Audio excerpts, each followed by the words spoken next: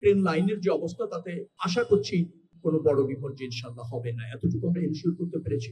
বাকিটা চ্যালেঞ্জ। আমি আবারও বলছি, ঢাকার বাইরে যারা যেতে চান সেখানে ট্রেন জার্নিটা ঈদ যাত্রায় যাত্রীদের কাছে একটা আলাদা প্রাধান্য পায়।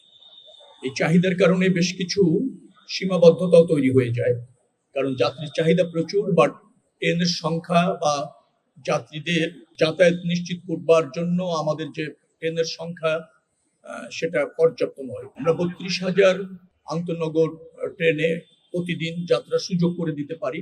ঈদ উপলক্ষে আরো ২৫% বৃদ্ধি করে ৪০,০০০-এর মতো যাত্রী যাওয়ার সুযোগ করে দিতে পারি। বাট লক্ষ লক্ষ যাত্রী বাই ট্রেন যাওয়ার ইচ্ছা আছে, তো সেই ম্যানেজমেন্টটা একটু চ্যালেঞ্জ। তো সেই ম্যানেজমেন্টের কেমন চলছে, কিভাবে যাচ্ছে সেটা দেখতে এখানে আসা। তো আমি অনির্ধারিত ভাবে গিয়েছি যে কোন ট্রেনটাতে যাব, কিভাবে যাব, কখন যাব, এরকম ভাবে একেবারে নির্ধারিত ছিল না। যে ট্রেনটাতে আমি উঠলাম, দুটি ট্রেন, তো আমার কাছে পরিবেশ, যাত্রীদের সন্তুষ্টি বেশ ভালো মনে হয়েছে। পরিচ্ছন্নতা, ফ্যানগুলি চলছে, সিট বা অন্য জায়গায় খুব বেশি সিটিং ক্যাপাসিটি অনুসারেই যাচ্ছে।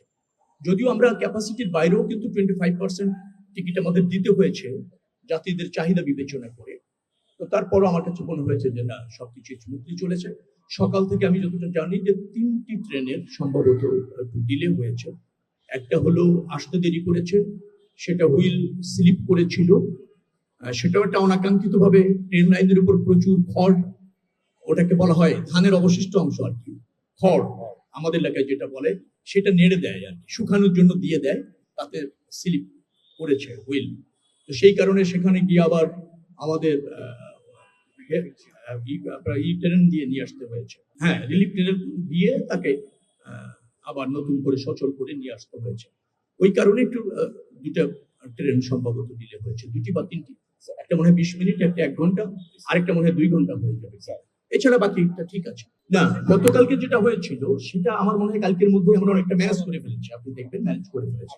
আজকে যেটা হয়েছে আজকে আবার হয়েছে, আজকে যেটা সকালে হয়েছে সেটা আমাদের আজকের কারণ, আর গতকালকে যেটা হয়েছিল সেটা গতকালকেই শিডিউল আবার রিফর্ম হয়ে গেছে, জায়গায় চলে আসছে। স্পেয়ার ট্রেন আছে, স্পেয়ার লোকোমোটিভ এবং আদি আছে, সেটা আমরা ওখানে আমরা শিফট করেছি, যার জন্য ম্যানেজ হয়ে যাবে। আমি আপনাকে বলি, আমাদের সেই 1930, 40, 45 সালের ট্রেন লাইন আছে এবং দীর্ঘ দিনের সেই লোকোমোটিভ কোচ আছে। যে হারে আমাদের চাহিদা, সে হারে আমরা ট্রেনের সংখ্যা, ট্রেনের লাইনের সংখ্যা অথবা ধরুন লোকোমোটিভ কোচ, এগুলি আমরা প্রতিষ্ঠিত করতে পারিনি। এটা সব যে সমস্ত জায়গায় ঝুঁকি আছে, দুর্ঘটনা ঘটতে পারে, ডিরেল হয়ে যেতে পারে, সেই সব জায়গা চিহ্নিত করে এবার আমরা বিশেষ ব্যবস্থা ঈদের আগে নিয়েছি। এটা চলমান আছে এবং সবসময় সতর্ক আমরা আছি। আশা করছি যে এখনকার ট্রেন লাইনের যে অবস্থা তাতে আশা করছি কোনো বড় বিপর্যয় ইনশাআল্লাহ হবে না, এতটুকু আমরা এনশিওর করতে পেরেছি। বাকিটা চ্যালেঞ্জ। আমি আবারও বলছি, আমাদের ব্যবস্থাপনা আমরা সর্বোচ্চ মনোযোগ রেখেছি।